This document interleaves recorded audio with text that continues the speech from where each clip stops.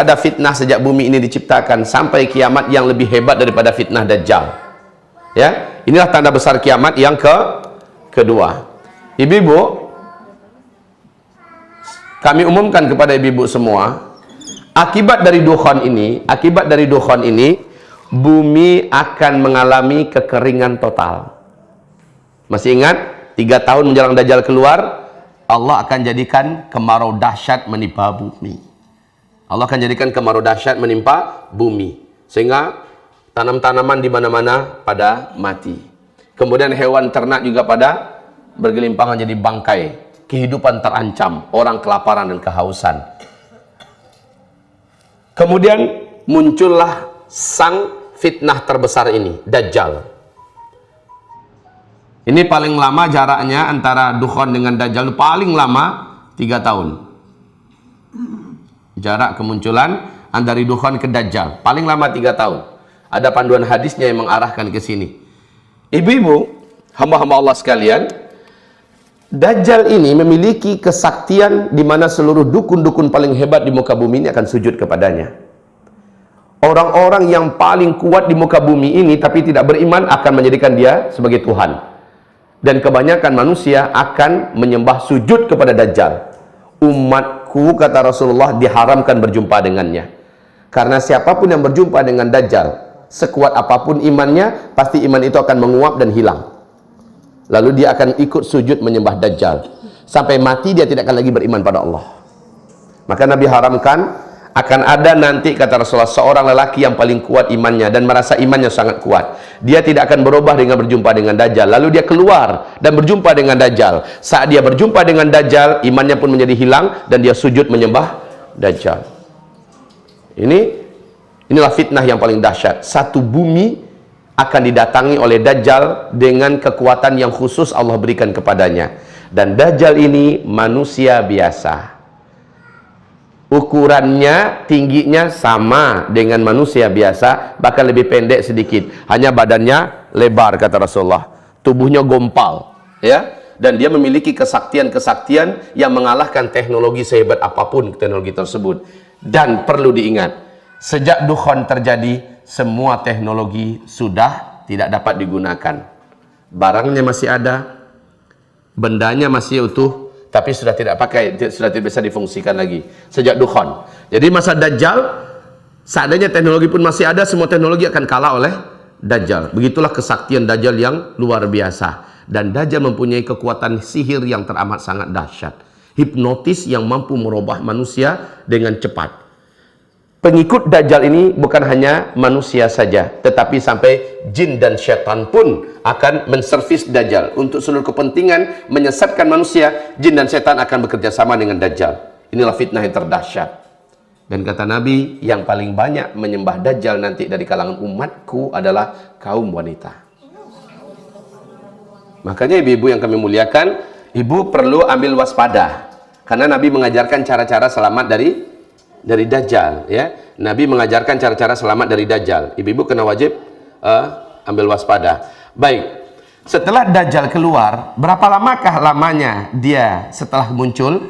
Lamanya tidak lama, kata Nabi. Karena dia akan dibunuh oleh satu-satunya manusia yang disimpan di langit yang akan diturunkan di akhir zaman. Ya, hanya dia yang mampu membunuh Dajjal, dan dia itu adalah Nabi Isa alaihissalam. Ini tanda besar kiamat yang ketiga.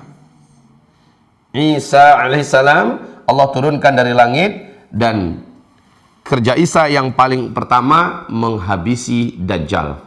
Singkatnya, Dajjal pun mati. Seluruh bala tentara Dajjal dari kalangan Yahudi seluruhnya putus asa, dan mereka mencampakkan senjata-senjata mereka, lari bersembunyi kemana-mana tempat mereka bisa bersembunyi. Seluruh tempat persembunyian mereka berbicara ketika itu. Ini hadisnya sahih semua, ya. Hai Muslim, ada Yahudi di belakang saya sembunyi. Sini, tangkap dia, bunuh.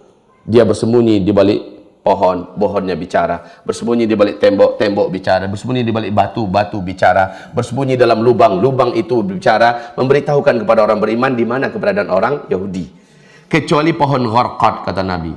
Hanya pohon gharqad saja yang tidak mau bicara. Hanya pohon gharqad saja yang tidak mau bicara. Dia adalah fa'innaha syajarul Yahud.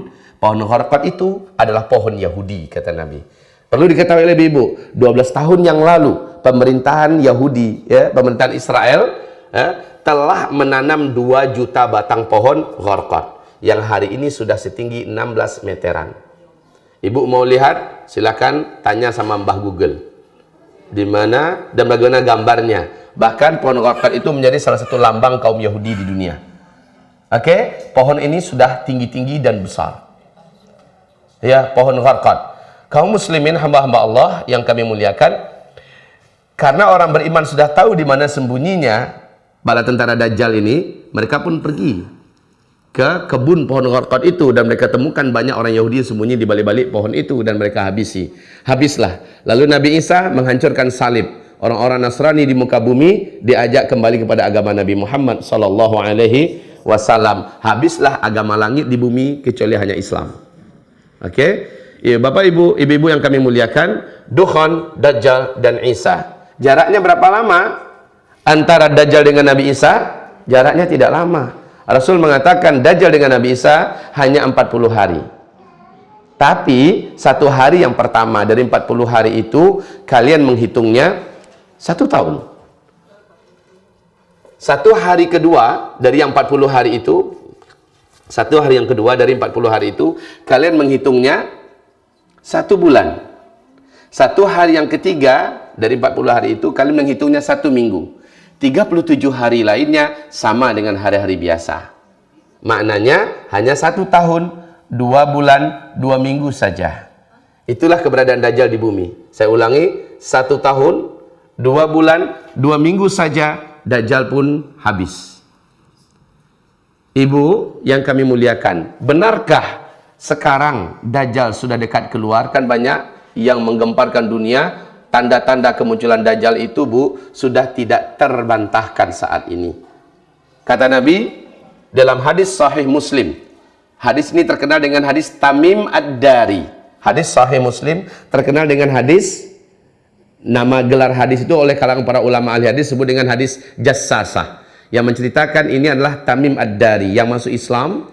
Kemudian Nabi SAW mengumumkan kepada kaum muslimin yang diceritakan oleh Tamim ini adalah Dajjal. Ini kata Rasulullah. Dan di situ Dajjal bertanya, apakah pohon kurma di Baisan masih berbuah? Ketika dikatakan saat ini masih, maka Dajjal berkata, sebentar lagi buahnya akan habis dan tidak ada lagi berbuah. Saat itu saya lepas. Apakah Danau Tiberias saat ini masih berair? Danau apa? Di mana Danau Tiberias? Di Israel. Apakah sekarang ini masih berair? Tamim Ad-Dari menjawab, sekarang ini airnya tidak susut sedikit pun. Awas kalau airnya sudah menyusut dan hampir kering, ketika itu saya lepas. Dan saya akan masuki seluruh kota-kota di muka bumi dan menguasai penduduknya, kecuali Mekah dan Madinah. Seluruh kota-kota besar di muka bumi Dajjal akan masuk. Ya. Saya akan kuasai seluruh penduduknya kecuali Mekah dan Madinah. Nah, 2 informasi dari Dajjal ini. Pertama tentang kebun kurma di Baisan. Baisan itu di mana? Baisan ini adalah di Syam, tepatnya di Yordania, perbatasan dengan Palestina. Hari ini perlu ibu ketahui semua bahwa beberapa tahun yang lalu pohon kurma di Baisan sudah tidak berbuah 100%. Dan bahkan pohon-pohonnya sudah mati. Sudah mati. Subhanallah. Yang kedua tentang Danau Tiberias. Ibu silakan buka di Google gimana kondisi Danau Tiberias sekarang ini. Di Google, 2009 pemerintahan Israel telah mengumumkan kepanikan mereka yang teramat sangat dahsyat. Sebab apa? Danau Tiberias semenjak bumi terkembang itu nggak pernah susut airnya. Permukaannya dengan dasarnya itu nggak dalam, hanya 45 meter saja. Jadi seperti ini, ya, nggak dalam. Tapi sejak 2003 sampai 2013, hanya dalam 10 tahun kedalamannya hanya 45 meter ya, 45 meter. Dan ini adalah sumber air utama bangsa Yahudi di Israel. Danau Tiberias ini adalah sumber air utama. Mereka nggak punya sungai. Mereka tidak punya mata air. Ya, cuma ini sesatunya sumber air mereka. Dalam 10 tahun sejak 2003 sampai 2013 telah susut 16 meter. Telah susut 16 meter. Dapat dibayangkan nggak? 16 meter dari 45 meter sudah lebih 30%. Ya. Dan akhir 2015 kemarin ternyata puncak yang paling tinggi di dasar danau sudah kelihatan macam pulau-pulau kecil sekarang. Ya. Sudah nampak seperti pulau-pulau kecil sekarang ini. Dan ketakutan Israel sekali lagi tidak dapat mereka sembunyikan. Ini sumber hidup utama mereka di sana. Dunia menyaksikan. Ingat hadis sahih Imam Muslim tadi bahwa Dajjal mengatakan saya akan keluar ketika danau Tiberias menyusut. Sisa air sedikit, saat itu Dajjal lepas. Tanda-tanda Dajjal sekarang akan keluar tidak dapat dibantah. Oke. Seluruh manusia saat berjumpa dengan Dajjal, dia akan terkena oleh kekuatan sihirnya Dajjal. Kecuali orang yang hafal surat Al-Kahfi dan membaca surat itu ketika jumpa dengan Dajjal. Kalau terpergok dengan Dajjal, dia tutup matanya, lalu dia membaca surat ayat itu, maka dengan ini kita memang wajib menghafal surat Al-Kahfi. Ya. Hadisnya sahih. 10 ayat pertama saja. Atau 10 ayat terakhir. Sudah mulai menggigil ibu-ibu. Macam mana nih saya hafalannya lemah nih. Ya. 10 ayat pertama atau 10 ayat terakhir. Pilih mana yang kira-kira kita sanggup. Minta tolong pada Allah agar Allah kuatkan ingatan kita. Seriuslah. Man jadda wajad. Yang bersungguh-sungguh pasti dia akan berhasil. Baik, kita kembali. Hanya seorang remaja lelaki yang Dajjal tidak mampu ilmunya, sihirnya, kekuatan hipnotisnya, kemampuan magicnya, tidak menguasai remaja laki-laki ini. Lalu Dajjal bertanya kepadanya, kenapa kamu tidak mau sujud kepada saya? Ketika seluruh manusia jumpa saya langsung sujud, kenapa kamu tidak mau sujud? Remaja laki-laki ini menjawab, ini hadisnya sahih juga, dalam kitab hadis Bukhari juga ditemukan tentang bagaimana lelaki ini ditanya oleh remaja lelaki ini ditanya. Dan remaja ini menjawab, tidak. Saya hanya sujud kepada Allah. Adapun kamu adalah Dajjal. Rasulullah telah mengabarkan kepada kami tentang kamu. Dan saya tidak akan tunduk kepada kamu. Dajjal marah. Kata Rasulullah, dia jambak rambut remaja laki-laki ini. Kemudian gergaji dibelahkannya ke kepalanya dalam keadaan hidup-hidup.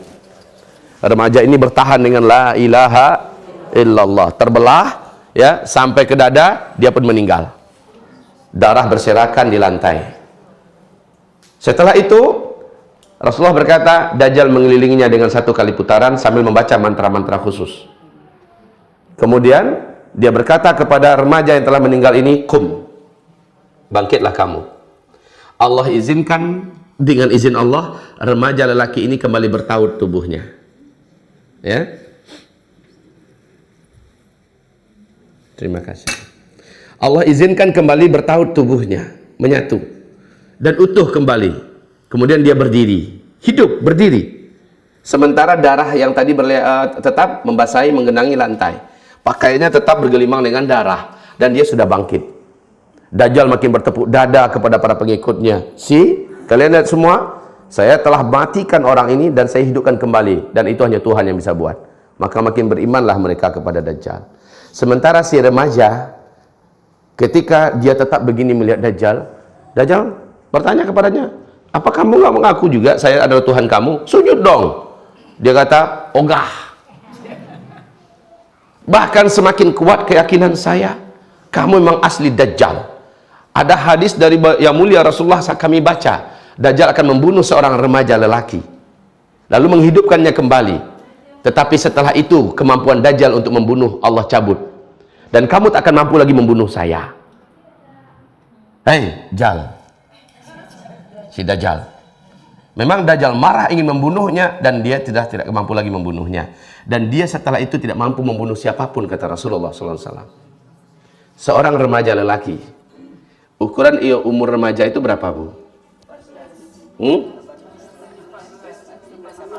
Mana 18? Umur menurut ilmu sosial, remaja itu adalah 12, 13, 14, 15, 16 itu maksimal. 16 itu maksimal, ya. 17 ke atas itu udah masuk hitungan dewasa. Dalam ilmu sosial loh ya, yang remaja itu adalah 12, 13, 14, 15, 16. Ibu yang kami muliakan, silahkan ibu buka di Qatar TV hampir 12 tahun yang lalu di YouTube. Hampir 12 tahun yang lalu telah terjadi kegoncangan di TV-TV Arab. Saling menyebarkan di berita TV Arab. Bahkan ada TV Indonesia, saya ingat ketika itu ikut menyebarkan sekali saja. Apa? Seorang bayi laki-laki terlahir di Palestina dan berbicara dengan bahasa Arab Fusha satu kali saja. Habis itu dia kembali normal seperti umumnya bayi-bayi kebanyakan. Diskusi dan wawancara dengan tokoh-tokoh masyarakat Palestina dan syekh-syekh yang ada di sana, mereka menguatkan dan membenarkan kejadian itu. Berapa tahun yang lalu? Masuk 12 tahun yang lalu. Ya. Apa yang dikatakan oleh si bayi laki-laki ini? Apa yang dikatakan oleh bayi laki-laki ini? Ana rajulun sayaqtuluni dajjal wala yaqtulu ba'di ahadan abada. Silakan terjemahkan. Ada yang bisa?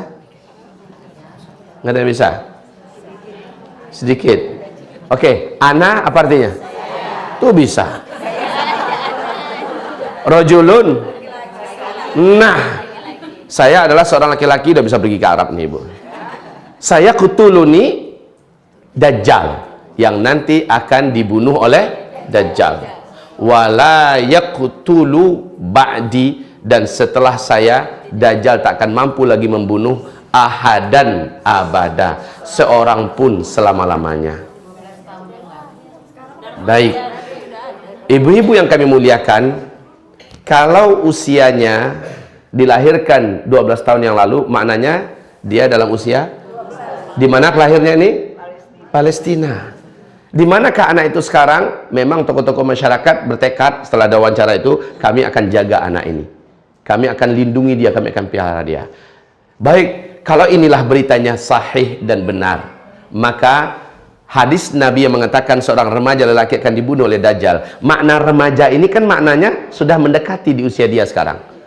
Artinya hanya dalam hitungan tahun di jari tangan ini. La haula wala quwata illa billah. Seandainya berita di Arab itu, di Palestina itu benar, maka sudah mendekati sekali, Bu. Sudah mendekati sekali. Tapi kalau tidak benar, oke, bisa jadi itu dusta. Bisa jadi itu adalah dibuat-buat dan dikarang-karang. Walaupun ada di YouTube dan saya sudah menyaksikannya, Bu. Di Qatar TV itu saya mendengarnya langsung. Kalau seandainya, maksudnya wawancara itu saya dengarkan langsung. Kalau seandainya itu benar dusta, maka cukuplah ini sebagai dalil tak terbantahkan tentang danau Tiberias. Ini hadisnya sahih dan semua dunia, satu dunia bisa menyaksikan. Begitu juga dengan kebun kurma di Baisan, ya, tidak terbantahkan. Oke, Dajjal sudah dekat sekali untuk keluar. Maknanya kalau gitu, dukhon dekat lagi Pak Ustadz terjadi. Yes. Setelah itu semua teknologi tidak ada. Naam. Semua teknologi akan berakhir. Ibu-ibu yang kami muliakan, kita lanjut yuk. Yang ketiga, yang baru ketiga, yang udah siap baru ketiga. Semangat sebetul ibu-ibu ya. Oke, ini menandakan ada sambutan yang cukup. Baik, kita lanjutkan. Yang keempat, setelah Nabi Isa eksis, Nabi Isa ketika itu berdampingan dengan keturunan kandung Nabi Muhammad di akhir zaman. Keturunan kandung Nabi Muhammad ini disepakati oleh seluruh ulama Ahlus Sunnah wal Jamaah, namanya adalah Al-Mahdi. Ya, alhamdulillah, terima kasih. Baik, Al-Mahdi itu munculnya kapan Pak Ustadz? Al-Mahdi itu munculnya sebelum Dajjal keluar. Jadi dia di sini. Sini ada Al-Mahdi. Maaf, tulisan saya kecil ya. Al-Mahdi muncul, tapi dia tidak termasuk tanda besar kiamat. Al-Mahdi ini mempersatukan seluruh umat Islam di muka bumi dan mengalahkan Arab. Mengalahkan dan mempersatukan seluruh Arab, barulah Iran dihancurkan oleh Al-Mahdi. Rusia, Cina semuanya dihabisi oleh kekuatan orang-orang beriman di bawah pimpinan Al-Mahdi. Nah, tapi ketika Dajjal keluar, Al-Mahdi tidak berkutik. Dia tidak mampu menghadapi Dajjal, dan bala tentara Al-Mahdi juga tidak berkutik. Dia akhirnya terkepung. Isa turun, disitulah Al-Mahdi langsung bergabung dengan Isa, ya. Kemudian dibunuhlah Dajjal oleh Nabi Isa. Setelah Dajjal dibunuh, ya, Nabi Isa dan Al-Mahdi serta orang-orang yang beriman yang masih hidup bersamanya menghadapi tanda besar kiamat yang keempat. Apa itu? Bangsa yang paling hobi perang di muka bumi, dan bangsa ini paling brutal. Bangsa yang paling jahat, paling sadis, tak punya hati, tak punya perasaan. Jumlah mereka, kata Rasulullah, dibandingkan dengan jumlah manusia yang masih hidup ketika itu di bumi, kata Nabi, dalam 1000 orang manusia, 999-nya adalah mereka. Satu adalah kamu, kata Nabi. Makanya Allah berfirman kepada Nabi Isa, "Hai Isa, hari ini tidak ada yang mampu mengalahkan Ya'juj dan Ma'juj." Allah ceritakan tentang bangsa yang paling kejam ini dalam Al-Quran surat Al-Kahfi. Hai Isa, hari ini tidak ada yang mampu melawan Ya'juj dan Ma'juj. Bawalah orang-orang beriman bersama engkau, larilah ke gunung Tursina. Saat Nabi Isa membawa orang-orang beriman, ya, naik ke atas gunung Tursina, Allah pun memberikan benteng gaib yang melindungi gunung Tursina itu, sehingga Ya'juj Ma'juj enggak berhasil naik, tidak bisa naik. Ya'juj dan Ma'juj ini adalah manusia yang dikurung oleh Zulkarnain yang Allah ceritakan dalam surat Al-Kahfi. Mereka akan keluar, dan itu keluarnya adalah ketika teknologi sudah enggak ada. Padahal senjata manual mereka ketika dikurung dulu, ya, senjata manual mereka masih senjata yang sama mereka bawa keluar. Saat itu kondisi alamnya hampir sama dengan kondisi alam ketika mereka dikurung, sehingga mereka tidak melihat adanya perubahan yang signifikan. Baik, orang semua sudah kembali ke senjata manual. Ya'juj dan Ma'juj. Saya tidak cerita banyak tentang Ya'juj dan Ma'juj, bahkan Dajjal pun saya tidak cerita banyak karena waktu kita, ya. Ya'juj dan Ma'juj. Ibu-ibu sekalian, singkatnya, Ya'juj dan Ma'juj ini dari atas gunung Tursina, Nabi Isa dan orang beriman menyaksikan gurun Sahara yang begitu luas, penuh oleh jumlah Ya'juj dan Ma'juj. Kayak di padang mahsyar aja kesannya. Saking banyaknya Ya'juj dan Ma'juj. Dan kita nggak tahu Ya'juj Ma'juj itu sampai nggak ke Indonesia nanti. Kita nggak tahu. Pokoknya Ya'juj Ma'juj ini, siapapun manusia yang mereka jumpai selain ras mereka, akan mereka habisi. Baik anak-anak. Makanya kata Rasulullah, setelah Ya'juj dan Ma'juj ini, jumlah manusia di bumi jadi sepi. Jadi sedikit. Taib. Ya'juj dan Ma'juj Allah habisi dengan cara Allah, ya. Berkat doa Nabi Isa dari atas gunung Tursina, Allah habisi Ya'juj dan Ma'juj. Pertanyaan saya kepada ibu-ibu semua, di manakah sekarang Ya'juj dan Ma'juj berada? Masih dikurung, betul. Kurungan itu di mana?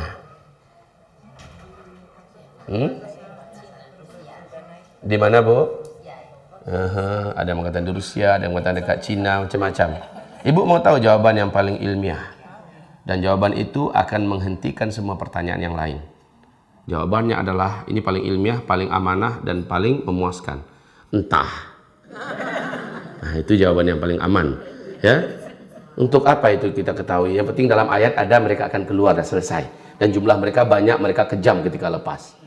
Apapun pembahasan tentang akhir zaman wajib ada dalil yang jelas. Kemudian singkatnya Ya'juj Ma'juj Allah matikan seluruhnya, bumi menjadi busuk karena bau bangkai mereka. Kemudian Allah jadikan langit yang siang hari terang benderang itu, Bu, langsung gelap gulita. Langit menjadi hitam sehitam-hitamnya. Tidak satu pun cahaya matahari yang menembus bumi. Apa yang terjadi? Ternyata Allah datangkan burung-burung yang sangat besar. Jumlahnya tak terkira dan tak terhitung. Satu ekor burung itu, kata Rasulullah, bentuk lehernya dan besar lehernya sama dengan bentuk leher onta. Kebayang nggak besarnya burung itu? Maka burung itu pun turun menukik. Ngapain? Satu ekor burung mengangkat satu bangkai Ya'juj dan Ma'juj, dibawa terbang untuk membuang bangkai ini. Pertanyaan lagi, di manakah burung sebanyak itu sekarang Allah simpan? Iya, itu jawaban yang paling memuaskan hati kita. Entah, ya. Kemana bangkai-bangkai itu dibawa oleh burung? Entah. Selama tidak ada dalil, katakan la adri. Saya tidak tahu. Entah. Ya, sepakat. Sudah selesai. Jadi jangan banyak tanya lah. Dalam hal yang nggak ada dalilnya, kita tak perlu banyak bertanya. Yang jelas itu pasti karena hadisnya sahih kedatangan burung ini. Bumi ini kemudian menjadi bersih dari bangkai Ya'juj dan Ma'juj, tapi masih meninggalkan sisa-sisa dari serpihan daging-daging mereka yang berserakan dan berulat. Busuknya bumi ini tetap. Doa Nabi Isa yang ketiga adalah, ya Rabb, bersihkanlah bumimu ini. Kata Rasulullah, Allah pun mendatangkan hujan lebat dalam 3 hari berturut-turut. Bumi ini kembali menjadi kinclong, clear, bersih sebersih-bersihnya. Sungai-sungai di Arab kembali mengalir, rumput-rumputnya tumbuh, Arab menjadi hijau, dan manusia masuk ke masa-masa indah. Dan itu masanya nggak lama, ya. Ini saya buat seperti ini. Ini adalah masa-masa yang sangat indah. Kenapa dikatakan sangat indah? Masa-masa aman, ya. Ini adalah masa-masa aman. Tidak ada perang sama sekali, tidak ada kegaduhan, tidak ada perampokan, tidak ada pembunuhan, tidak ada kejahatan apapun. Subhanallah. Masa-masa aman. Arab menjadi hijau. Emas melimpah ruah di mana-mana. Emas, bukan simas, ya. Emas melimpah ruah di mana-mana. Kata Rasulullah sallallahu alaihi wasallam, saking makmurnya manusia hidup ketika itu. Hewan-hewan ternak berdaging dan gemuk-gemuk, susu mereka penuh-penuh. Kemudian siapapun yang ingin emas seberapa banyak, sang khalifah akan mempersilahkan, ambillah ke gudang emas kita berapa mau. Berapa mau? Nah, kata Rasulullah, orang-orang ketika itu akan mencoba bersedekah kepada tetangganya dengan membawa emas dengan 2 telapak tangannya penuh menjulang begini. Bawa ke sebelah, Bu, ini Bu, hadiah dari saya. Hah? Apa kata ibu tuh? Wah, kamu orangnya baik deh, makasih banyak. Itu di dapur ada 3 karung, mau diapain? Saking kayanya manusia. Dan ketika itu orang-orang yang beriman udah penuh imannya bahwa udah dekat mau kiamat, untuk apa lagi? Emas yang begitu banyak, ya. Jumlah manusia ketika itu sudah sangat sedikit, apalagi orang Arab. Hum yauma idzin qalil. Kan sahabat bertanya, Ainal Arab anadzaka ya Rasulullah? Di manakah bangsa Arab ketika itu? Kata Rasulullah, mereka masih hidup tapi sudah sangat sedikit. Dan perbandingan laki-laki dengan wanita pada masa itu, kata Rasulullah, 1 laki-laki 50 wanita.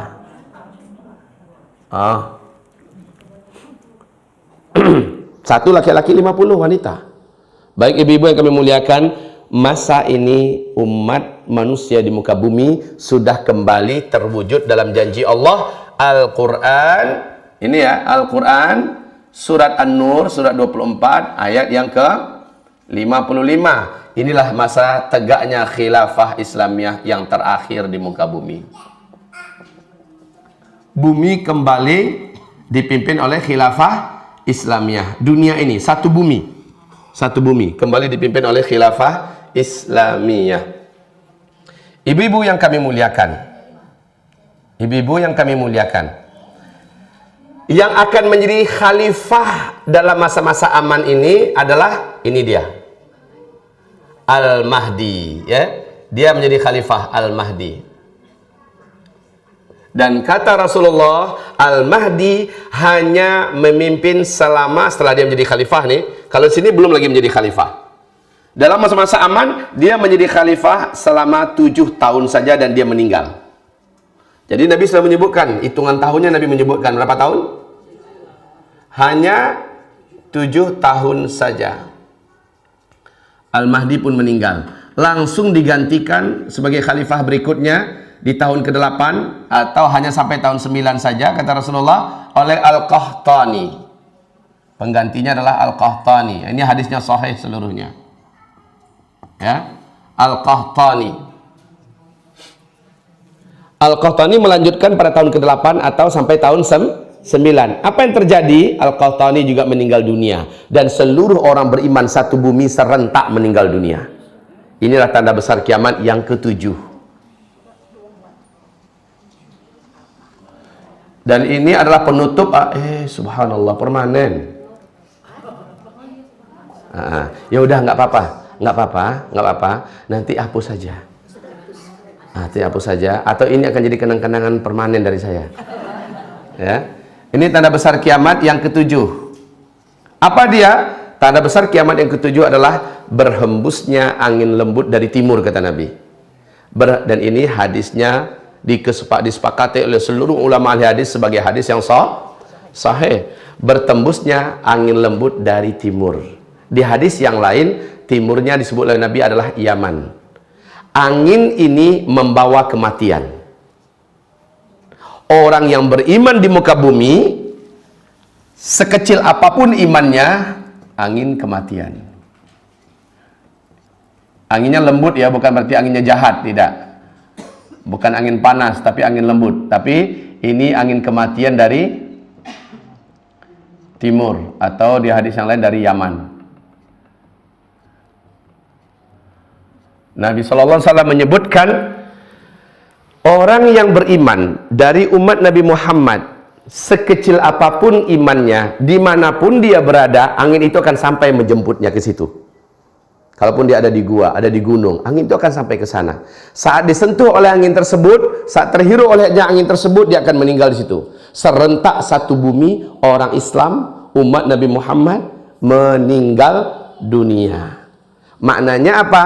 Tanda besar kiamat yang ke-8, ke-9, ke-10 yang mengerikan itu, tidak ada lagi orang beriman yang akan menyaksikannya. Maknanya seluruh orang Islam di muka bumi tidak akan pernah menyaksikan kiamat besar, kehancuran alam semesta. Alhamdulillah. Masalahnya, apakah ketika Dajjal muncul kita sanggup mempertahankan iman kita? Kalau sempat kita gagal mempertahankan iman kita, boleh jadi kita akan menemukan 8, 9, 10 itu. Ini kuncinya ada di sini. La haula wala quwata illa billah. Baik, ibu-ibu. Kenapa kita langsung loncat ke-7, Ustaz? Melengkapi penjelasan tadi. Yang kelima apa? Yang kelima adalah matahari terbit dari sebelah barat. Pernah dengar hadis ini enggak? Sehingga pintu-pintu tobat ditutup seluruhnya ketika matahari sudah terbit dari barat. Dan ini tidak boleh diterjemahkan dengan terjemahan liar, seperti pernyataan Syekh Imran Hussein. Beliau berani mengatakan maksud matahari terbit dari sebelah barat itu adalah Islam nanti akan bangkit di akhir zaman dari negeri barat. Itu dari Eropa, dari Amerika. Enggak. Tanpa mengurangi hormat kita dengan beliau ya. Hadis sahih Imam Muslim, Nabi tetap menegaskan bahwa betul-betul fisik matahari yang menerangi bumi kita sekarang ini yang akan dipanggil oleh Allah sujud di bawah arash. Kalian yang ada di bumi gelap gulita selama 3 hari 3 malam berturut-turut.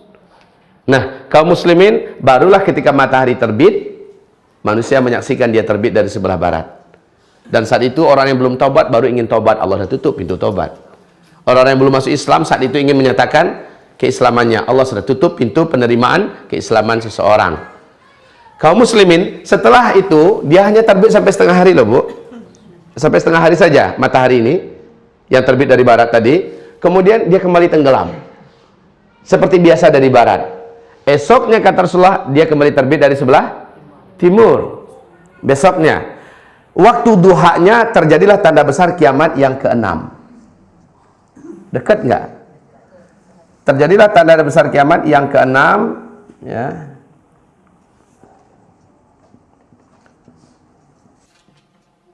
Matahari dari barat. Dan yang ini yaitu Allah ceritakan juga dalam Al-Quran ini, munculnya dari dalam perut bumi kota Mekah seekor binatang raksasa berkaki banyak yang dapat berbicara dengan bahasa Arab Fusha. Binatang ini Allah sebutkan dalam Al-Quran dengan nama Dabbatul Ardi. Dabbatul Ardi.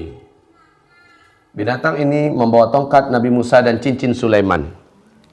Siapapun manusia yang dijumpainya, maka apabila dia orang beriman, semacam tahu aja binatang ini kalau ini adalah orang beriman, cincin Sulaiman akan diusapkan kepada wajah orang itu. Kemudian wajah orang ini, kata Rasulullah sallallahu alaihi wasallam, menjadi bersih, putih dan bercahaya. Apabila dia berjumpa dengan orang kafir, binatang ini akan ketokkan tongkat Nabi Musa kepada kepala orang kafir ini, maka menjadi hitam legamlah wajahnya, menjadi buram dan menjadi buruk bentuknya. Inilah setelah manusia diberi tanda mana yang beriman mana yang kafir, sehingga menandakan orang saat itu sudah gampang. Yang putih bersih bercahaya menandakan orang beriman, yang hitam legam buruk rupa menandakan orang kafir. Uniknya, walaupun begitu mereka bisa hidup rukun bertetangga, nggak ada perang. Ini adalah masa-masa aman yang tidak ada perang. Hamba-hamba Allah sekalian, binatang ini muncul di 3 tempat yang berbeda di muka bumi. Di 3 tempat, hanya saya tidak jelaskan di mana-mana saja yang lain. Apakah nanti di Romangun muncul sekali itu? Yang jelas 3 tempat saja di muka bumi ini. Dan setelah itu binatang ini kembali menghilang. Terjadilah tanda besar kiamat yang ke-7. Inilah dia akhir daripada keberadaan umat Islam di muka bumi ini. Faham? Maka hadis tadi terjawab nggak? Kok bisa Pak Ustadz? Kan selama di bumi ini masih ada 1 orang saja yang masih beriman kepada Allah. Allah akan tunda lagi kiamat 40 tahun lagi. Paham sekarang? Bahwa ternyata 1 bumi ini serentak orang beriman Allah wafatkan. Serentak 1 bumi ini. Udah nyambung? Oke. Seberapapun banyaknya jumlah kita sekarang, Allah akan wafatkan serentak. Taib. Tanda besar kiamat yang ke-8, 9, 10 nggak usahlah kita uraikan ya, karena kita tidak akan menemukannya. Mau? Ya, nggak usah aja mempercepat masa. Mau juga? Mau juga ya. Masya Allah, rakusnya ibu-ibu dengan ilmu, mantap. Ke-8, 9, 10. Yang ke-8, kata Rasulullah, dari setelah wafatnya seluruh orang beriman di bumi ini, sampai terjadinya kiamat, paling lama 1 atau 2 generasi saja, kata Rasulullah. 1 atau 2 generasi saja, barulah kiamat besar, kehancuran alam semesta terjadi. 1 generasi dalam hitungan ilmu sosial berapa bunda? 1 generasi dalam ilmu sosial hanya 25 tahun. Sejak seseorang lahir, lalu dia menjadi dewasa, menikah, melahirkan generasi baru. Maka dianggap 1 generasi, ya, dan generasi baru sudah muncul. Ya kan? Maka kata Rasulullah 1 atau 2 generasi saja. Antara 25 sampai 50 tahun. Nyambung nggak dengan hadis 40 tahun tadi kata Nabi? Nyambung nggak? Masuk. Masuk. Baik hamba-hamba Allah, kejadian kiamat besar yang ke-8 adalah seluruh daratan bumi sebelah timur tenggelam. Seluruh daratan bumi sebelah timur tenggelam. Khasful ardi bil masyriq, kata Rasulullah. Daratan sebelah timur tenggelam. Tenggelam masuk ke dalam laut. Nah, daratan sebelah timur itu apa-apa saja, Bu? Sebelah timur loh. Sebelah timur. Australia, New Zealand, Indonesia, ya, Filipina, Malaysia, Thailand, Jepang, Cina, Rusia, terus naik ke atas itu seluruhnya tenggelam. India tenggelam seluruhnya. Kemudian terjadilah tanda besar kiamat yang ke-9 nyusul langsung, yaitu seluruh daratan bumi sebelah barat tenggelam. Brazil, Suriname, Amerika Serikat, Eropa, Afrika, seluruhnya tenggelam masuk ke dalam laut. Yang tersisa mana lagi? Yang tersisa hanyalah seonggok daratan bumi di timur tengah. Dianya adalah Jazirah Arab dan Syam. Ya.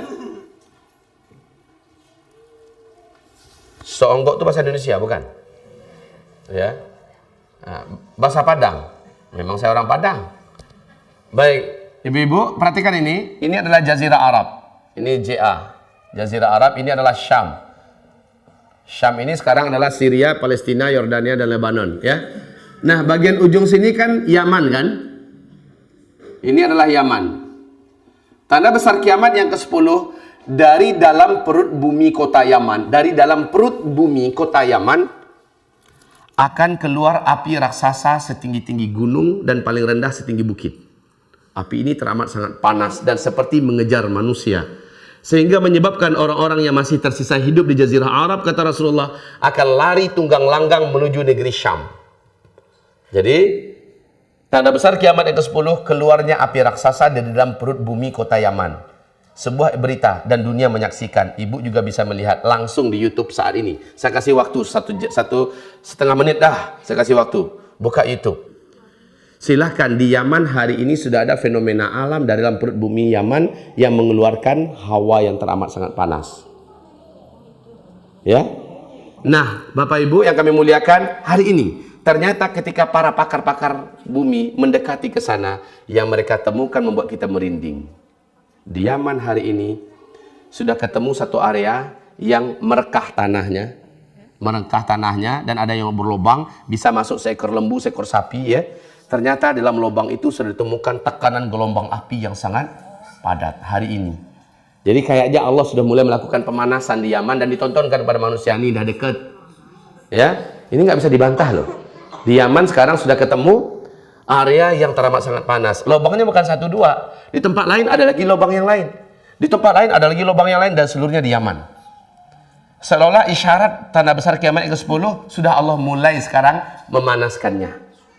Dan ini akan terjadi sebagai tanda besar kiamat yang ke-10. La haula wa la quwata illa billah. Baik ibu-ibu. Makin lemas nggak lutut ibu? Iya lemas ya bu ya. Rasa saya nggak sanggup berdiri. Inilah dia uniknya pembahasan ini. Tapi nanti setelah ibu bubar dari pengajian ini, ibu akan punya energi hidup yang dahsyat. Lihat aja nanti. Sebelumnya orang ngomong kayak gitu, Pak Ustadz. Ketika Ustadz nyampaikan itu sudah hilang semangat hidup saya. Untung Pak Ustadz tutup dengan penutupan yang membuat saya bersemangat untuk hidup sekarang. Nah, semoga waktunya sempat nanti. Insya Allah waktunya sempat. Saya lihat jamnya itu pas. Baik, masih sanggup? Biasa ngaji sanggup sampai jam berapa? Masya Allah. Baik, hamba-hamba Allah sekalian, 10 tanda besar kiamat ini, kalau sudah terjadi yang pertama, maka yang lain menyusul dengan sangat cepat. Oke? Yang dukhan ini sudah muncul belum? Belum. Kemarin itu kabut asap biasa. Masih bisa bernafas kita. Orang kafir masih aman-aman. Lah kalau ini dukhan, ibu-ibu yang kami muliakan, hanya terjadi ketika seluruh bumi itu gelap, gulita dan panas yang luar biasa. Tidak ada satupun cahaya matahari yang masuk. Apa sebabnya saya akan jelaskan. Baik, 1, 2, 3, 4, 5 sampai 10. Ustadz, bila memang dekat lagi Dajjal akan keluar, berarti kalau dukhan ini jaraknya dengan Dajjal hanya paling lama 3 tahun, artinya bisa jadi dukhan ini akan terjadi setahun 2 tahun ini, Pak Ustaz. Gitu Bu? Gitu kah Pak Ustaz? Baiknya nggak usah aja deh. Maunya kan gitu ya Bu ya. Saya juga berharap Bu, karena anak saya masih kecil-kecil. Anak saya Masya Allah Bu, 15 orang. Masih kecil-kecil. Udah, bukan itu yang kita urus ini dulu.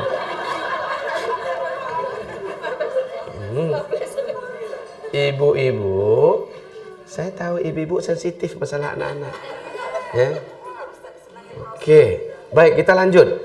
Nabi mengatakan, sejak saya diutus. Lihat. Sejak saya diutus ke muka bumi ini sebagai nabi dan rasul, ya. Sampai seluruh umat saya wafat serentak di muka bumi. Berarti ini start. Startnya di sini, finishnya adalah di sini. Ya. Umat saya akan menjalani 5 fase sejarah. Umat saya akan menjalani 5 fase sejarah. Fase yang pertama, mereka langsung dipimpin oleh nabi mereka. Dan fase ini akan Allah cabut. Fase ini akan Allah akhiri. Ini fase pertama, di mana umat Nabi langsung dipimpin oleh Nabi mereka. Sepakat ahli sejarah mengatakan fase ini telah selesai dengan wafatnya Nabi Muhammad SAW. Setelah itu kata Rasulullah, umat saya masuk pada fase kedua. Mereka ketika itu dipimpin oleh para khalifah-khalifah yang cerdas dan mulia. Mereka menggunakan konsep kenabian. Ini fase kedua. Fase ini kata Rasulullah hanya berlangsung selama 30 tahun. Ternyata benar, wafatnya Khalifah Ali bin Abi Thalib, Khalifah Islam yang keempat, adalah tahun ke-30. Fase ini pun telah berakhir. Lalu kata Rasulullah, umatku masuk pada fase yang ketiga. Dan inilah fase yang paling lama ya. Ternyata fase ketiga ini umat Islam menghabiskan masa di muka bumi selama lebih 1220-an tahun. Fase ini disebutkan oleh Nabi dengan nama fase mulkan abdan. Fase sang khalifah menggunakan sistem kerajaan. Namanya tetap khalifah. Pusat pemerintahan tetap terpusat di induknya. Namanya tetap khalifah, tapi apabila sang khalifah meninggal, digantikan langsung oleh ahli warisnya. Ini kan sistem kerajaan nih kan. Nah, ini adalah fase ketiga. Kerajaan-kerajaan. Fase ini paling lama. Dalam fase ini ada 3 dinasti. Diisi oleh 3 dinasti. Dinasti Bani Amawiyah, dinasti Bani Abbasiyah, dan dinasti Bani Uthmaniyah. Fase ini pasti berakhir kata Rasulullah. Ahli sejarah dunia, khususnya dari kalangan Islam, sepakat fase ini telah berakhir pada tanggal 3 bulan Maret tahun 1924. Yaitu dengan runtuhnya Khilafah Islamiyah Al-Uthmani di Turki oleh Mustafa Kemal Pasha. Jangan katakan Ataturk. Karena Ataturk itu adalah bahasa Turki digelarkan kepada para pahlawan besar. Pengkhianat macam itu pahlawan besar apa-apa. Jadi Mustafa Kemal Pasha ya, dan dia di tangannya runtuh khilafah, fase ketiga berakhir. Kita sekarang ada pada fase yang keempat. Dan Nabi mengatakan dan manusia memasuki fase yang paling berat, fase yang paling gelap. Dan maaf ya Bu ya, saya panjangkan ini. Ini bukan berarti masanya lebih lama, enggak. Karena kita sekarang sedang ada di fase ini, karena itulah saya akan uraikan banyak hal di sini.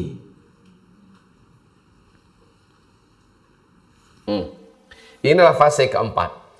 Di fase keempat ini Nabi mengatakan umat Islam, umat Nabi Muhammad SAW mengalami masa-masa yang terberat di muka bumi ini. Fase ini disebut dengan mulkan jabariyah atau fase kediktatoran. Kezaliman merata di mana-mana, kesemena-menaan. Ya, keadilan susah didapatkan. Orang-orang jujur dituduh sebagai pendusta dan pengkhianat. Para pengkhianat diangkat menjadi pemimpin. Orang-orang jahat diangkat menjadi penguasa. Ulama-ulamanya banyak yang berubah menjadi buaya dan ular-ular berbisa. Ya, masjid-masjid mereka banyak tetapi sepi dan sunyi daripada hidayah. Wanita-wanita sudah membantu para suami mencari nafkah. Toko-toko sudah berdekatan jaraknya. Dan manusia sudah berlomba-lomba membangun bangunan di tepi jalan. Semua yang digambarkan Nabi. Dan pada masa ini umat Islam betul-betul tidak ada khilafah. Ini masa tidak ada khilafah.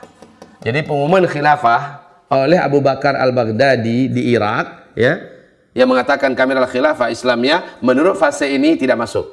Karena fase khilafah adalah fase kelima. Yang ini fase kelima. Fase kelima itu di sini. Fase dalam masa-masa aman, ya. Tahu tidak Bapak Ibu?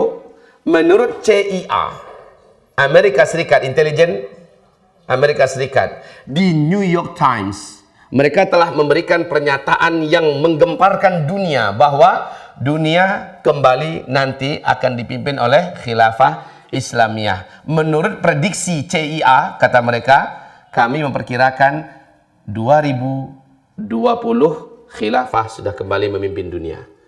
Ini menurut siapa? CIA, ya. 2020. Oke, Bu. Dalam hadis, berapa lama masa aman ini? Berapa lama masa khilafah ini dalam hadis? Paling lama berapa? Coba lihat ini. 7 tahunnya Imam Mahdi. Tahun ke-8 atau tahun ke-9, ya. Jangan ditambah, Bu. 7 tahunnya hanyalah Imam Mahdi, lalu Imam Mahdi meninggal. Al-Mahdi meninggal, ya. Tahun ke-8 atau tahun ke-9-nya itu dilanjutkan oleh Al-Qahtani dan orang beriman serentak meninggal. Maknanya paling lama hanya 9 tahun, kan begitu kan? Paling lama 9 tahun.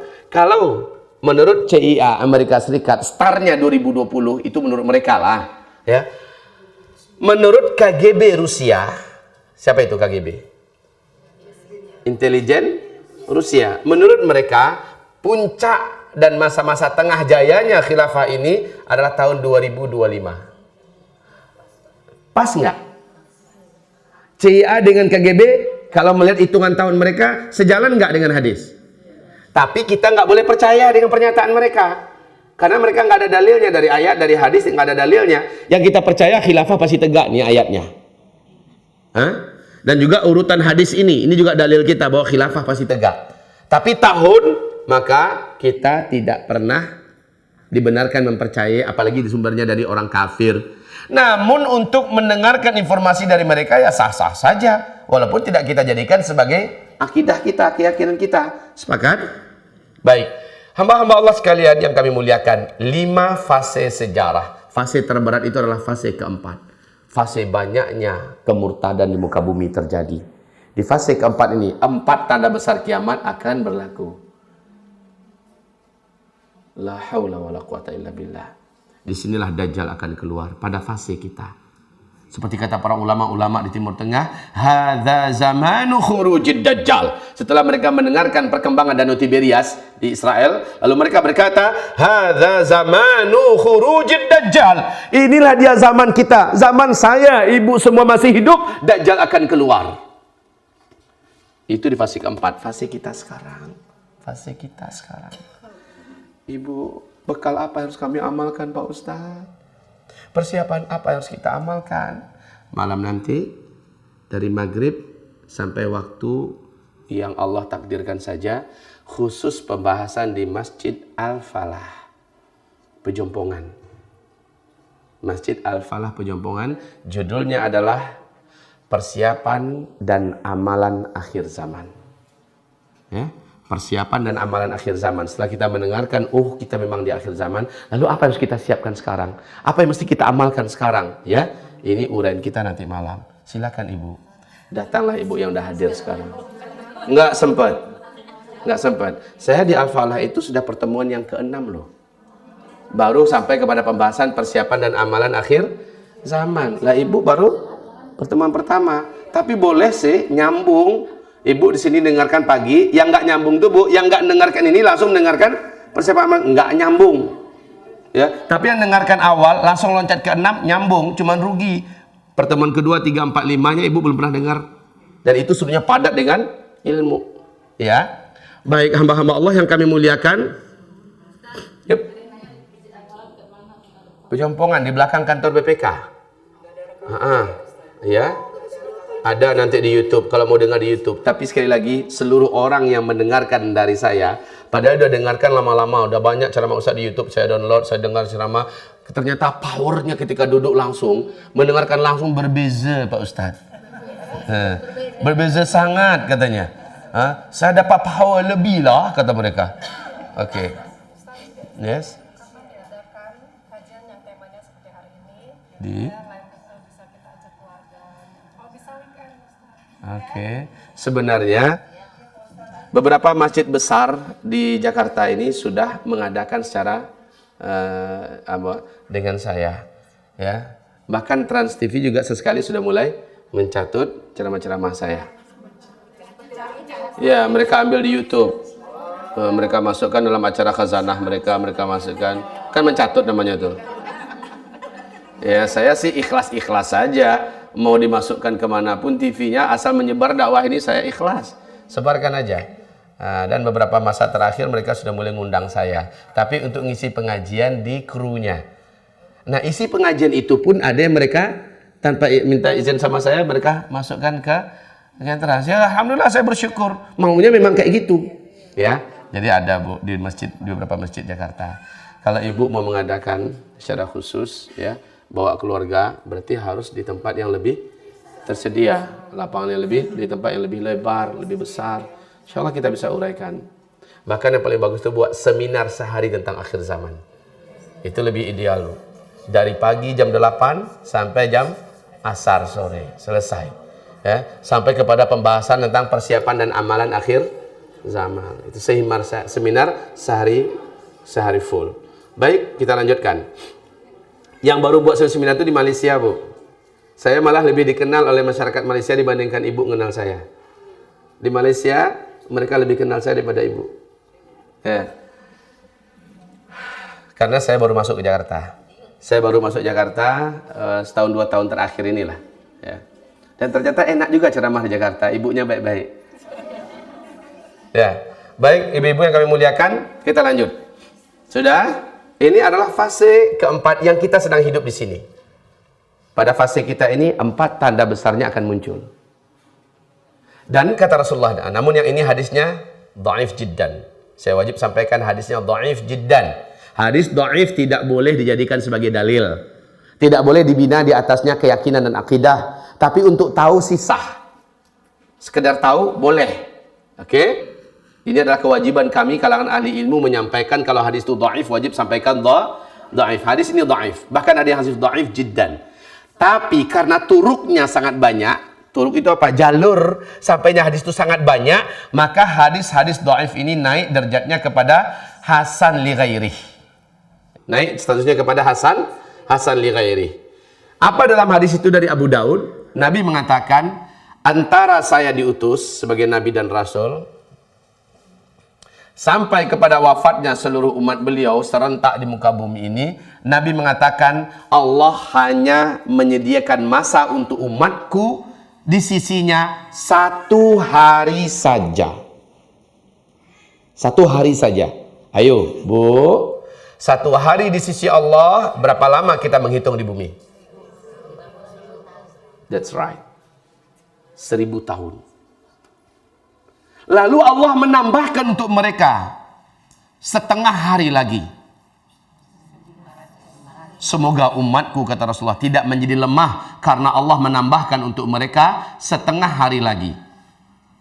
Maka para ulama-ulama yang meneliti hadis ini, ada yang berani mengatakan umur umat Nabi ini pokoknya lebih dari 1400 tahun hitungan hijriah, dan tidak sampai full 1500. Tapi yang pasti lebih 1400 tahun. Hitungan hijriah. Hitungan hijriah. Tidak sampai full. Mungkin 1470-an habis. Mungkin 1480 habis. Pokoknya nggak full. Sekarang, Bu, kita ambil yang full aja dulu dah.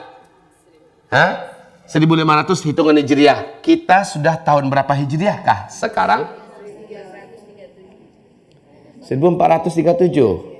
1437 hijriah sekarang. Menghitung umur umat Islam dari sejak hijrahnya Nabi atau sejak Nabi diutus sebagai Nabi dan Rasul? Kalau hijrahnya Nabi kan setelah 13 tahun di Mekah baru hijrah kan? Artinya ada 13 tahun yang belum ditambahkan kemari. Tambahkan lagi lah.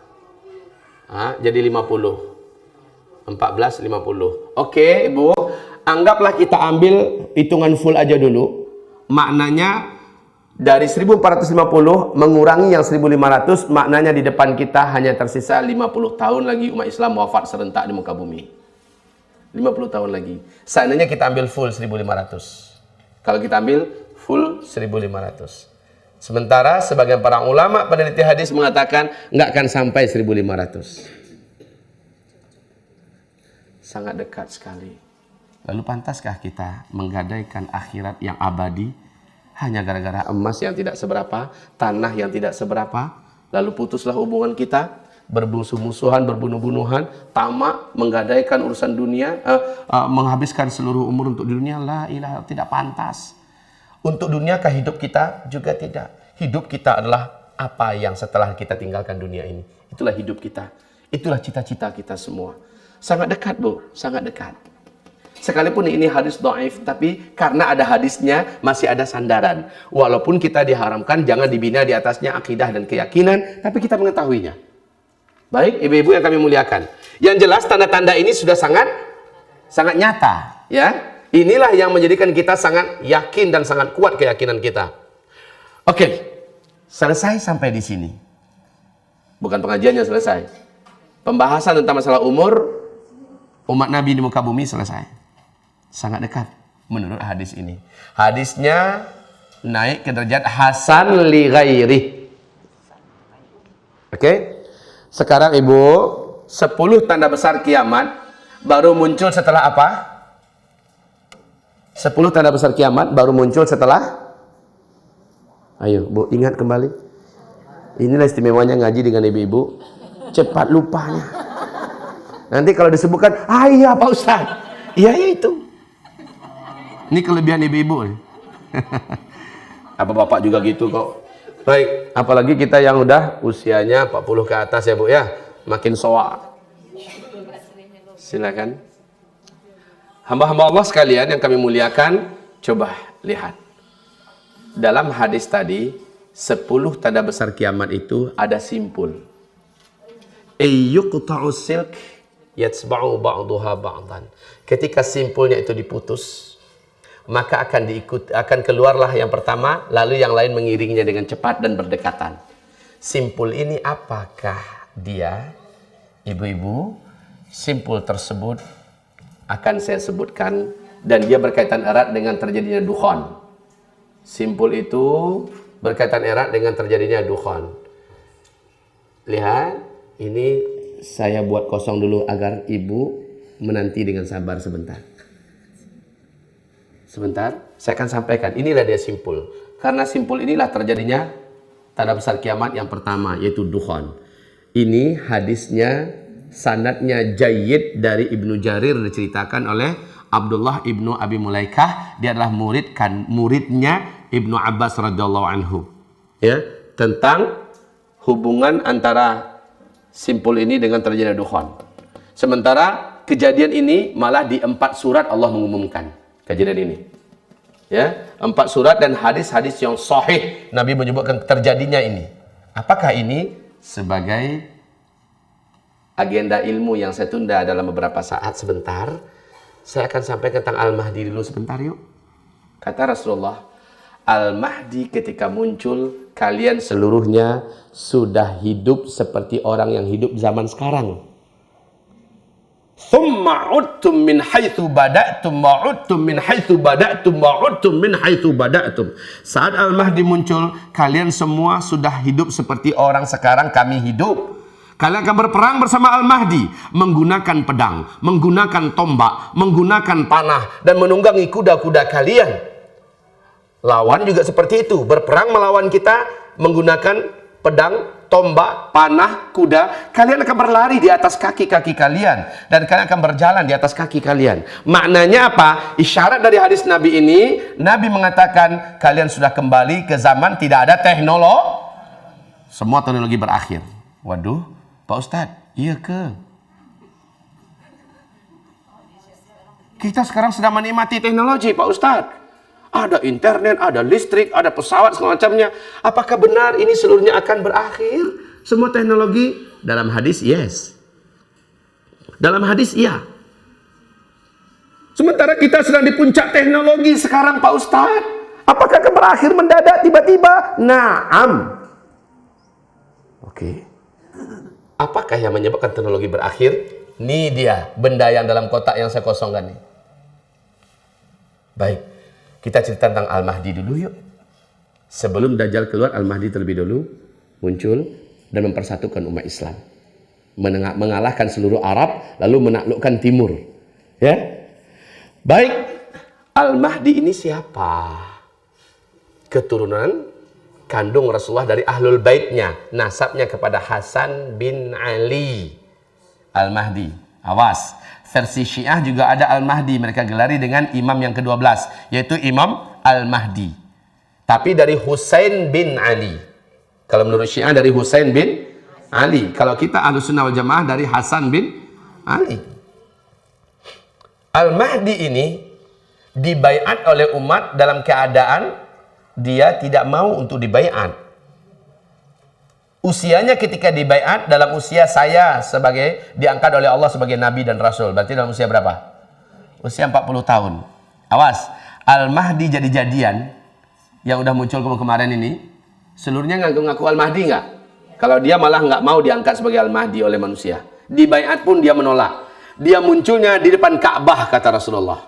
Di situ dia dibaiat antara rukun Hajar Aswad dengan makam Ibrahim. Di situlah dia dibaiat.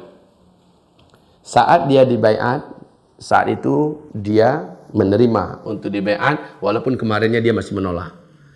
Ibu-ibu, ciri khas wajahnya diceritakan Nabi. Jadi nggak bisa dikarang-karang. Alisnya, kata Rasulullah, seperti bulan sabit. Alisnya. Tulang hidungnya mancung dan lurus. Mancung dan lurus. Jadi maaf, hidung-hidung yang kayak gini nih nggak level jadi Al-Mahdi. Bibirnya, kata Rasulullah, bibir atas dan bibir bawahnya seimbang sama tebalnya. Apa Ustaz? Ibu yang plat 2021 PSD sama 71 tidak lincinya aja enggak? Udah. Satu lagi siapa? 71 bulan siapa? Mau ada ibu tangga mau keluar nggak bisa? Udah, ya.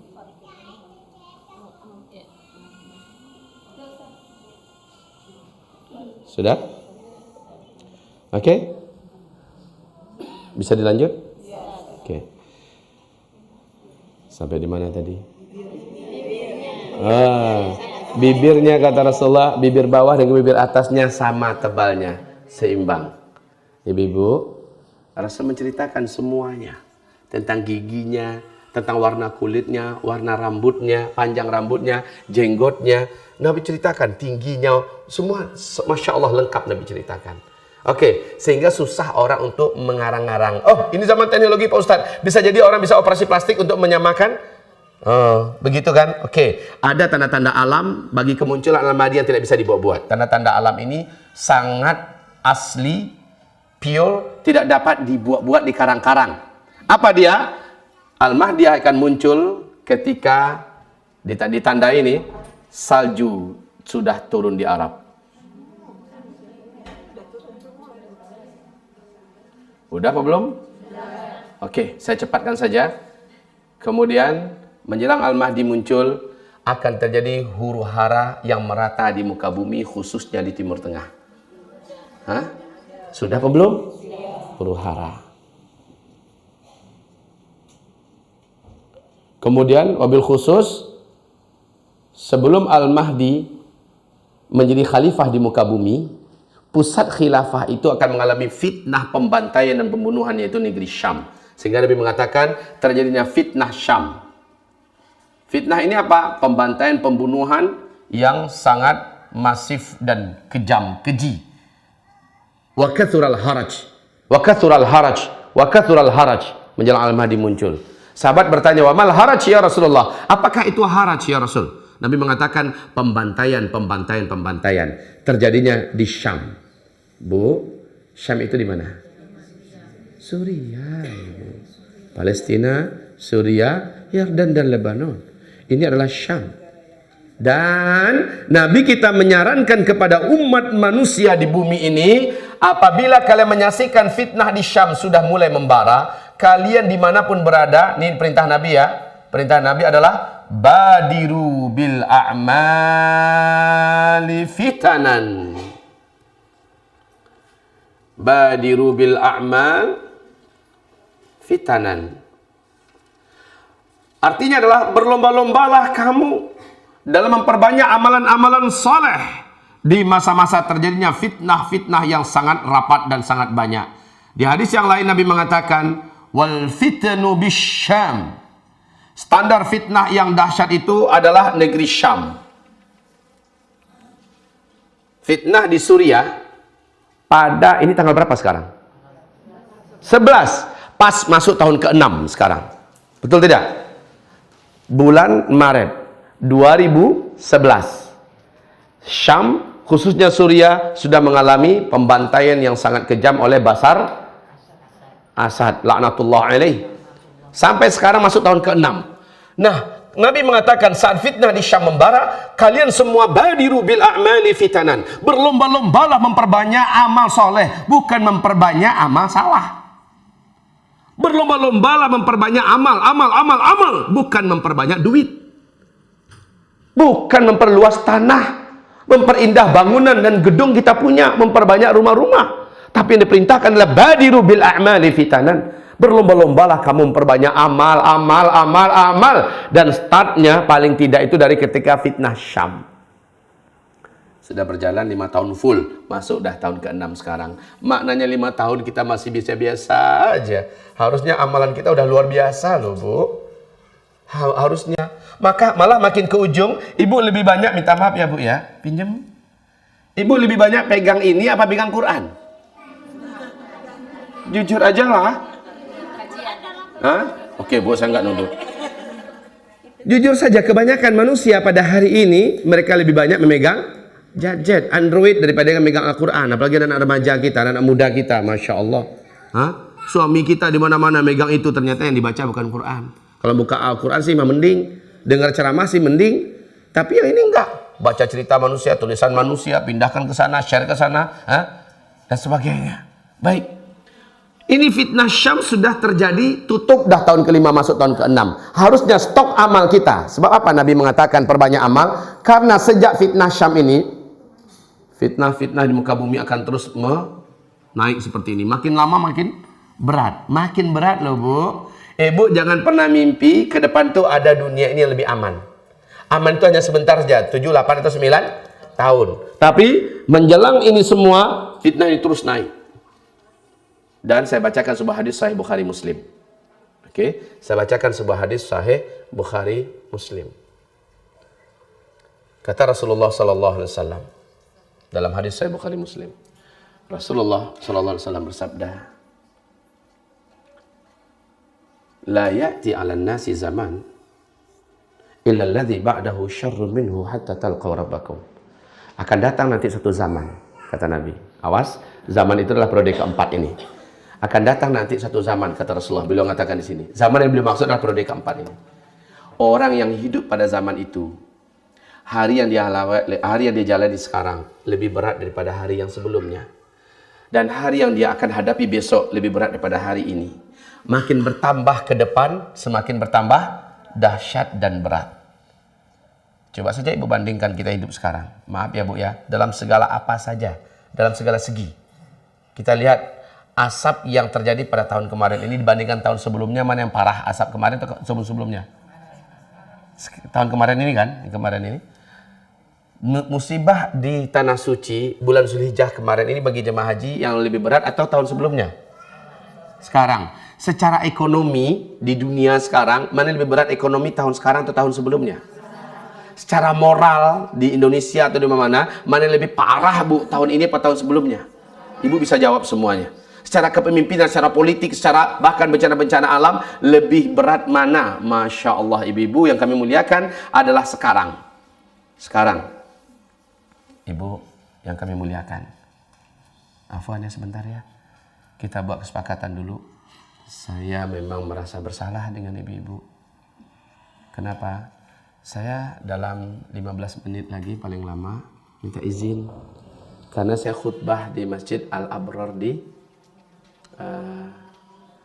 Pejompongan, ya. Khawatir nanti macet atau bagaimana. Jadi nanti kalau sempat ini terputus, semoga kita sambung. Kalau seandainya ibu penasaran, itu bagus, buka YouTube. Di YouTube insya Allah, buka di Uzma TV. Saya punya TV channel, namanya Uzma TV. Ceramah-ceramah akhir zaman saya cukup banyak di sana, ya. Baik ibu-ibu, ibu bisa lanjutkan dengarkan ceramah tentang akhir zaman saya di situ. Baik, mari kita lanjutkan. Waktu kita nggak banyak, kita maksimalkan dulu yuk. Nah, harusnya kita sudah banyak sekarang berlomba-lomba. Jangan pedulikan suami saya zalim Pak Ustadz. Itu kezaliman dia, tanggunglah sendiri. Kita jangan membalas dengan kezaliman pula. Kita jadikanlah kezaliman suami sebagai ladang amal soleh buat kita. Anak saya pembangkang Pak Ustadz, doakan saja pada Allah. Jadikan itu doa sebagai tambahan amal soleh kita. Ya, apapun amal soleh bisa kita buat hari ini. Segera, jangan tunda-tunda. Tapi orang-orang masih biasa-biasa saja Pak Ustadz. Biarkan saja orang, yang penting kita. Gitu loh. Ya. Nah ibu-ibu, makin kesininya makin berat berislam. Makin berat berislam. Seperti menggenggam batu bara.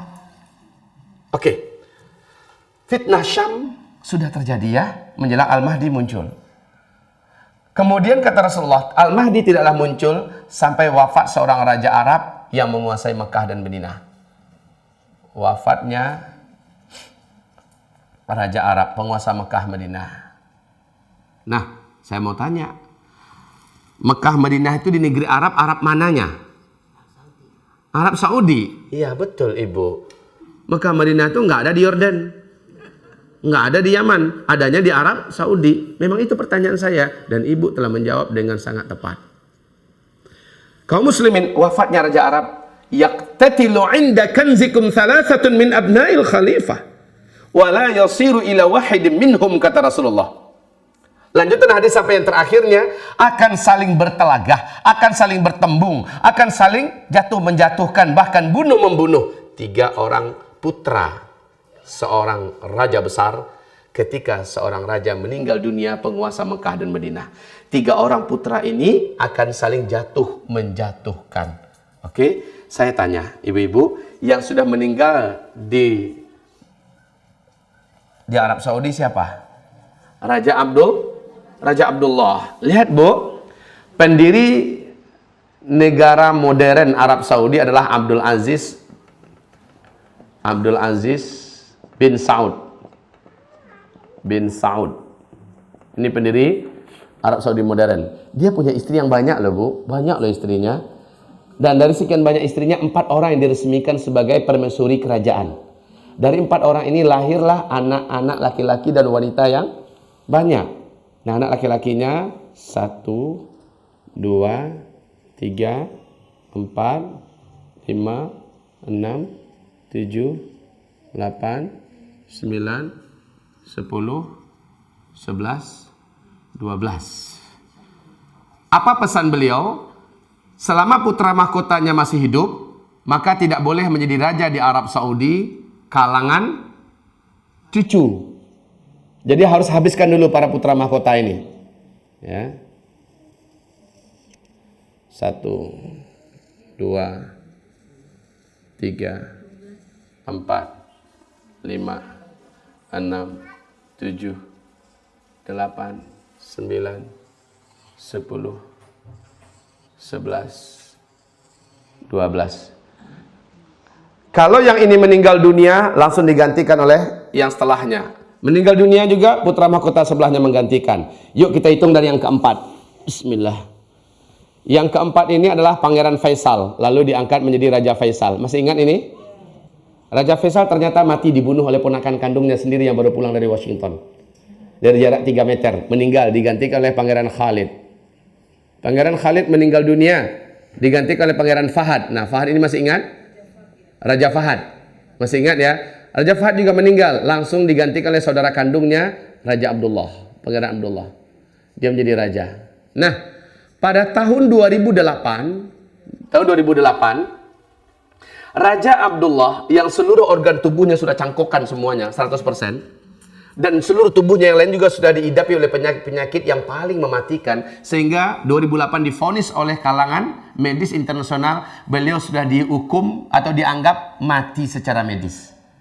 Istilahnya itu harapan hidupnya lama itu udah nggak ada. Maka 2008 beliau membaiat 3 putra mahkota. Siapa di sini? Ini adalah sultan. Ini sultan.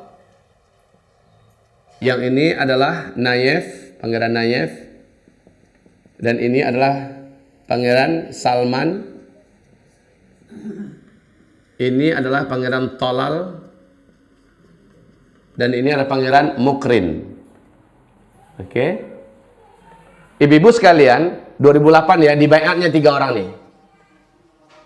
Isi baiatnya, dunia menyaksikan itu di dalam kerajaan. Isi baiatnya adalah bila dia meninggal, langsung otomatis yang menjadi raja adalah Pangeran Sultan.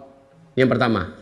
Nggak boleh ini. Tapi ini urutan kedua. Kalau Sultan juga nantinya meninggal, maka langsung digantikan oleh Pangeran Naif sebagai raja berikutnya. Kalau nanti Naif meninggal, barulah Salman. Tahu nggak Bu? Rupanya tahun 2011, Pangeran Sultan duluan meninggal dunia. Sementara Raja Abdullah masih hidup. Masih hidup. Raja Abdullah kapan meninggalnya? Januari 2015 loh. Ya. Panjang lagi umurnya daripada saudaranya. Kemudian, habis dia meninggal, tanggal 16 Juni 2012. Meninggal dunia Pangeran Naif di London karena kanker. Dia masih hidup. Barulah Januari, berarti maaf ya, berapa orang yang sisa tinggal? 1, 2, 3. Lihat hadis ini. Akan wafat seorang raja Arab yang menguasai Mekah dan Madinah. 3 orang putra mahkota setelahnya akan bertembung. 3 orang putra mahkota setelahnya akan saling bertembung. Oke, saya jelaskan pada ibu-ibu. Antara Salman, kan sekarang jadi Raja Salman kan? Tidak seorang pun yang betul-betul akan memimpin Mekah dan Madinah. Karena pemimpin Mekah Madinah nanti langsung dipegang oleh Al-Mahdi. Ini pertanda Al-Mahdi sudah dekat. 3 orang ini punya karakter berbeda, Bu. Siapa yang tidak kenal dengan Raja Salman? Sejak dari remajanya, dia adalah pemuda yang taat. Soleh, hafiz Quran 30 juz. Anti terhadap maksiat dan benci kepada dosa-dosa. Memang orangnya beda daripada saudaranya yang lain. Beda habis dengan Talal. Talal ini mentang-mentang duitnya banyak, ya. Hampir-hampir seluruh jenis dosa maksiat dia udah buat. Sehingga Arab dan Islam betul-betul malu oleh orang ini. Setelah Raja Salman naik, tahu nggak ibu apa yang dibuatnya? Salah satu yang dilakukan oleh Raja Salman adalah mengusir Pangeran Talal dari kerajaan. Dan tidak menganggapnya sebagai anggota keluarga kerajaan lagi.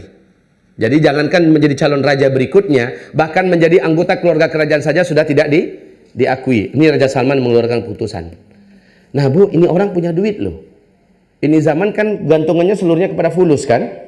Fi fulus kullu syai' mulus. Iya kan? Ma fi fulus mampus. Nah ini Talal diusir dari kerajaan.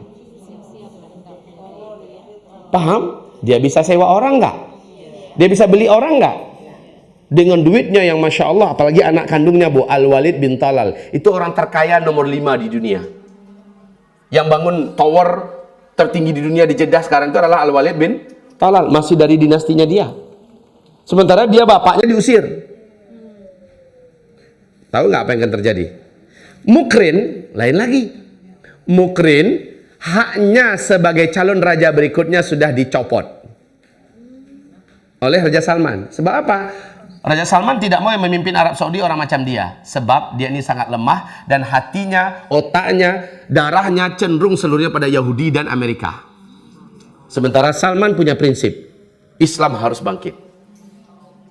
Baik, makanya orang macam dia ini akan dibunuh nggak kira-kira?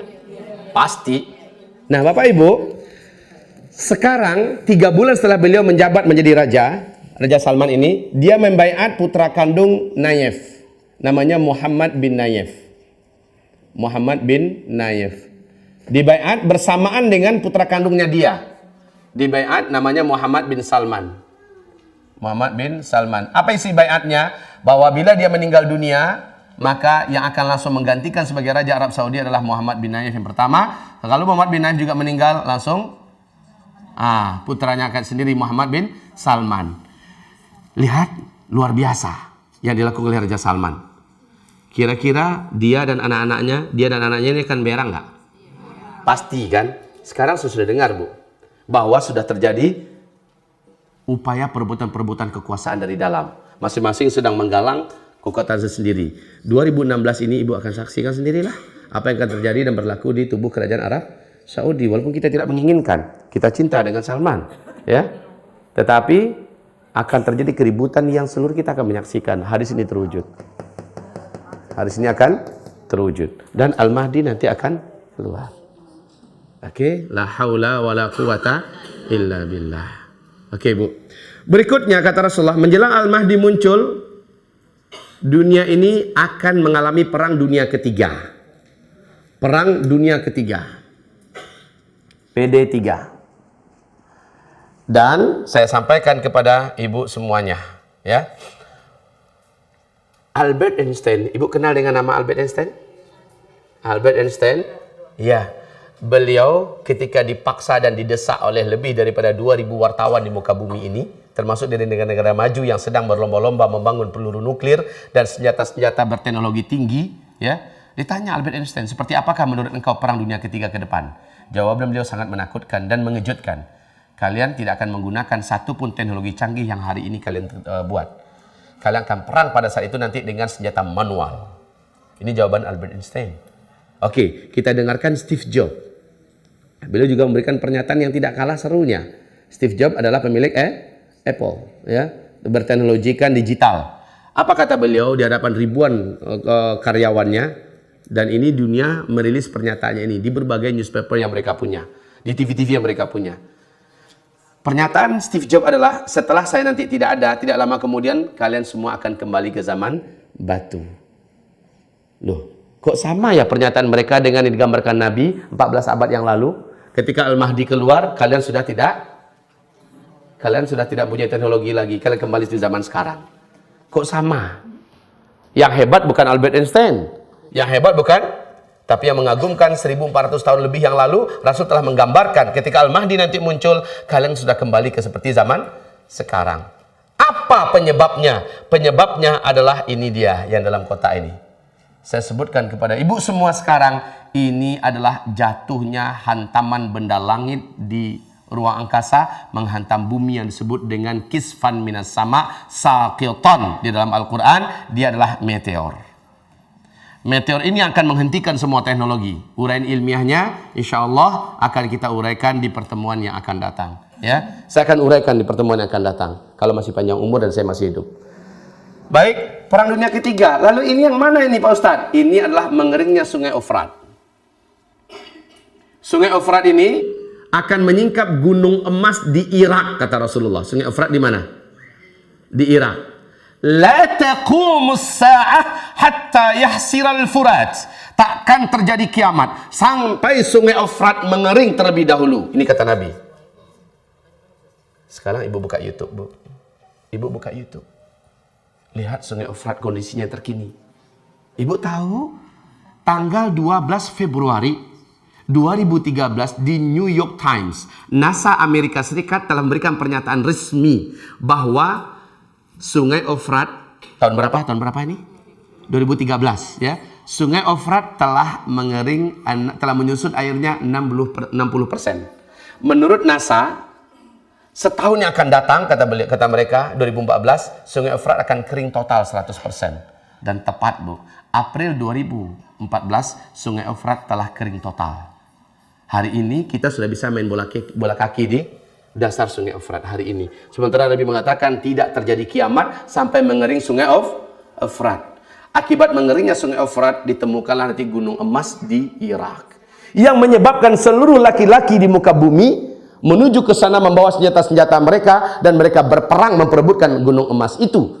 Tidak seorang pun dari mereka, dari 100 orang lelaki kata Nabi yang berperang, mati 99, satu yang cuma hidup. Sementara itu laki-laki seluruh dunia, Perang Dunia Ketiga enggak itu? Memperebutkan emas. Tahukah ibu, George Walker Bush, masih ingat nggak dengan makhluk nih? Ya? Iya. Dalam pidatonya yang berapi-api di Gedung Putih, sebelum digantikan oleh Barack Obama, George Walker Bush mengatakan bahwa satelit kita telah menangkap potensi emas yang sangat besar di Irak. Amerika Serikat selaku polisi dunia akan memastikan emas ini aman sehingga tidak terjamah dan digarap oleh tangan-tangan penjahat, maling-maling dan perampok. Yang penjahat itu siapa? Yang maling itu siapa? Freeport kita yang garap siapa? Penjahat itulah. Nah, yang paling penting pernyataannya sudah menemukan potensi emas yang sangat besar di persis enggak dengan hadis Nabi. Sungai Efrat dah kering enggak? Makanya bulan Maret 2014 Barack Obama tidak jadi menarik 135.000 pasukan daratnya yang berserakan di negeri-negeri Teluk, nggak jadi ditarik ke Amerika. Sebab Amerika sesungguhnya udah nggak sanggup membiayai, biayanya besar, kosnya terlalu tinggi. Amerika sudah sangat susah dari segi ekonomi dan mereka ada negara yang terhutang yang sangat besar dan nomor 1 dunia itu adalah Amerika.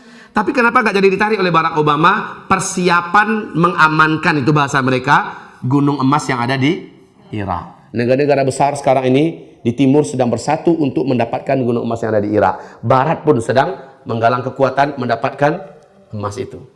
Isunya sekarang dialihkan ke Syria dan sekitarnya. Padahal garapan mereka pada ke depan itu adalah di Irak. Hamba-hamba Allah yang kami muliakan, Sungai Efrat telah kering. Lalu bagaimana hubungannya dengan meteor? inilah uraian kita di pertemuan next time. Insya Allah Ta'ala.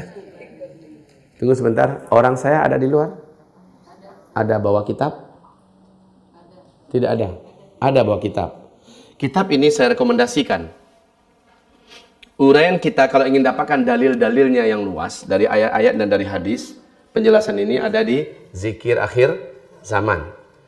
Dalam kitab ini, ibu-ibu akan menemukan bagaimana Rasulullah menggambarkan dengan ayat-ayat Allah, dengan hadis-hadis Nabi, dan juga bagaimana para ilmuwan, para pakar, para ahli, ya, fakta-fakta, gambarnya ada di sini, menjelaskan tentang fenomena-fenomena yang kita ceritakan tadi. Dan kitab ini telah diistimewakan, inilah tim telah kitab kita, telah diistimewakan dengan menuliskan apa-apa benteng dan amalan akhir zaman ada di sini. Ya, makanya ibu-ibu yang kami muliakan, usahakan kita semua membacanya. Memilikinya nggak wajib, tetapi membacanya sebagai ilmu, sebagai bekal, sebagai modal, sebagai dalil. Apa guna ini dibeli lalu letak di rak-rak? Nggak berguna. Bacalah, kemudian ada yang meragukan, tanyalah. Ya, ada yang meragukan, tanyalah. Nomor HP saya, ibu boleh bertanya tentang hari kiamat, tentang akhir zaman, tapi jangan tanya masalah fikih ya. Jangan tanya masalah wudhu, masalah tayamum, masalah haid, saya nggak mau layani. Ya, silakan ibu kontak saya, tanyakan saya di +62 atau hilangkan ini ketika saya di luar negeri. Orang di luar negeri nelfon 0812 660 11331.